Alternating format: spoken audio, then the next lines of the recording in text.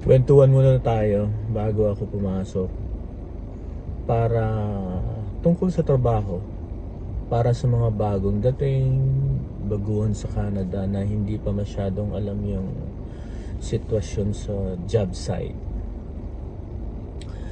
Kasi likas sa ating mga Pilipino na yung pagka-initiative natin, gagawin natin kahit hindi natin linyag. Tapos yung lagi lang tayo ng oo, di tayo marunong tumanggi. Maraming mga senaryong nangyayari ditong ganyan. Alam nyo, dapat kung ano lang yung nasa job description, yun lang ang gagawin natin.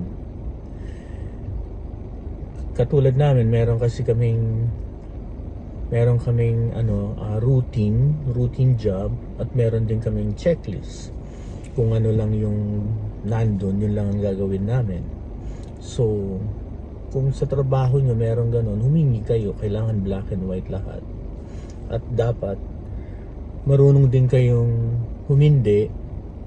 Hindi lahat oo ng oo, kasi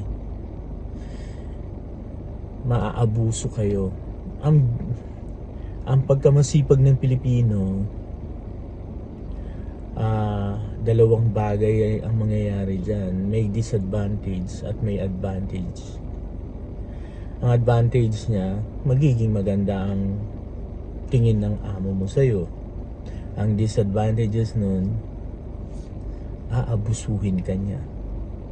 Ikaw na lang lagi ang tatawagin niya kung may gusto siyang pagagawa. Para sa akin, although siguro hindi naman lahat gagawin mo, pero kasi mag-uumpisa na dun eh. Kailangan marunong ka rin humindi. And sa trabaho, marami ka rin mga kasamahan na yung tinatawag nilang maepal. Ignore mo lang yun. Hayaan mo lang sila. Sila naman yun eh. Kumbaga, sila naman yung apektado doon. Kaya wag kang magpapa-apekto sa kanila.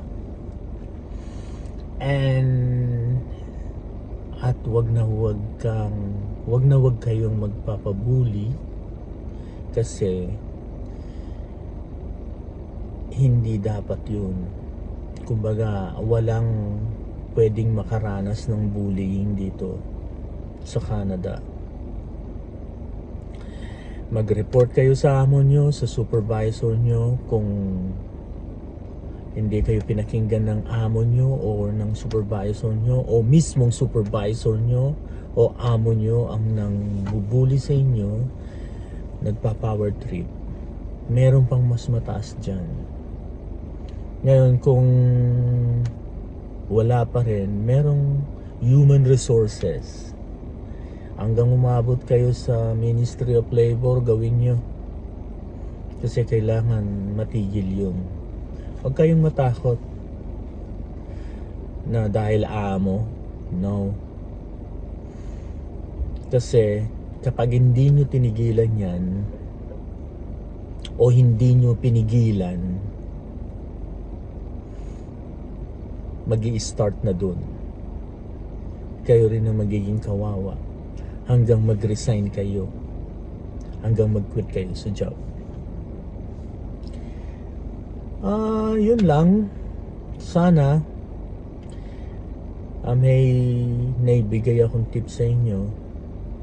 Sa susunod, magkukwento pa ako tungkol sa mga pangyayari dito sa loob ng trabaho. Marami.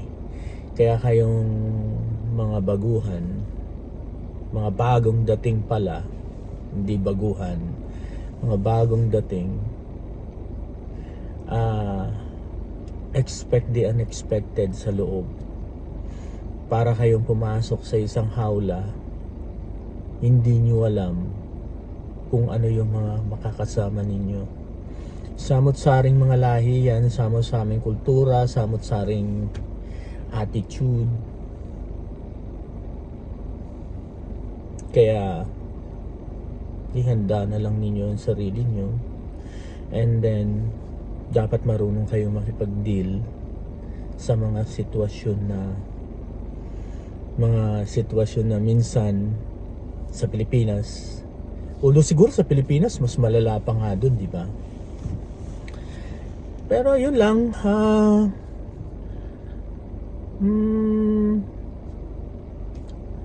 basta sa susunod magkukwento pa ako. 5 minutes na lang papasok na ako. Okay, bye.